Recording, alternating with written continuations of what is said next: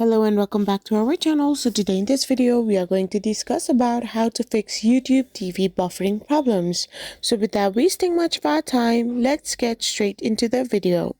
So there are basically many ways to solve this problem. So let us discuss few of them.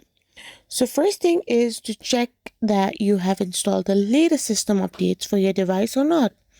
If you have not updated it to the newest available version, this issue may persist. So simply try to update your YouTube TV app. And if this does not help you solve it, then you can also change your Wi-Fi settings. You can simply go to your Wi-Fi and choose the one that has the strongest internet service. And once you switch your channel to that particular Wi-Fi network, this problem may be solved.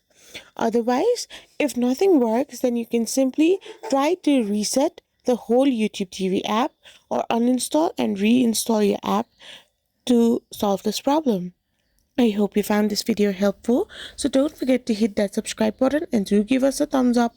We will be back again with more informative videos. Thank you for watching.